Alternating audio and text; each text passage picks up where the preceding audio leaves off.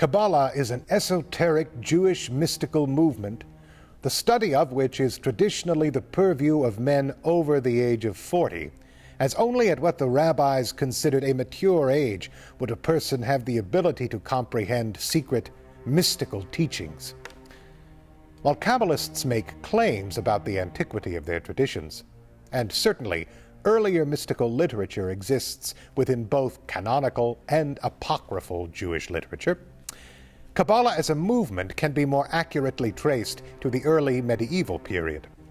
The Zohar, the canonical text of Kabbalistic literature, can be dated to the beginning of the 14th century and was compiled by a man named Moses de Leon. Kabbalistic literature is difficult to characterize. It ranges from the philosophical to the poetic, and the influences range from commentaries on the Hebrew Bible to Neoplatonism. In general, particularly in its later medieval iterations, Kabbalah can be understood as a response to the emphasis on legal scholasticism of the rabbinic movement, in that it prioritizes prayer and direct mystical experiences of God. There are two strains of Kabbalah that are unified in the Zohar. The first is a mystical, theoretical cosmology that explains God's relationship to the world, and the second is a magical system designed to grant special powers to those that mastered its esoteric secrets.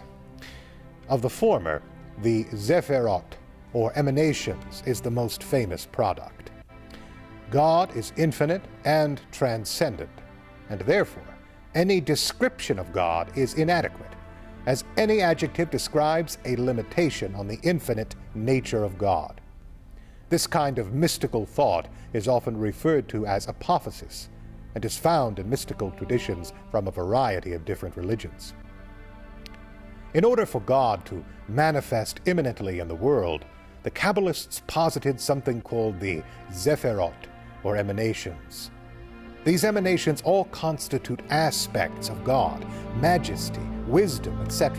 Although, of course, God is more than any of these aspects, since God is infinite.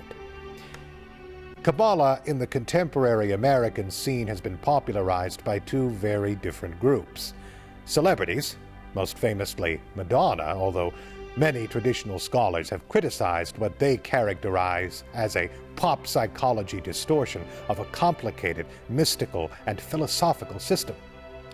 The other group that has become interested in Kabbalah are feminists.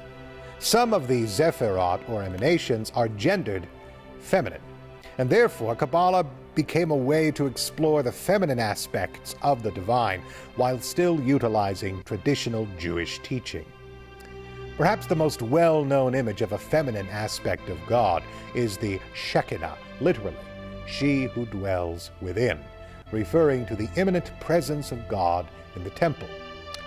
The Shekinah is sometimes portrayed as a bird gathering the people of Israel under her wings, although she is also famously depicted as a bride in a Friday night liturgy composed by 16th century Kabbalist Isaac Luria.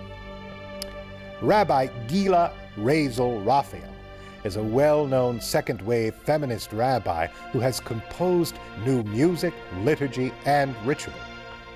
Part of feminist interest in Kabbalah is precisely that it used to be solely taught to men, like so much of traditional Jewish learning, and therefore the attempt to make Kabbalah more widely accessible is in itself construed as a feminist project.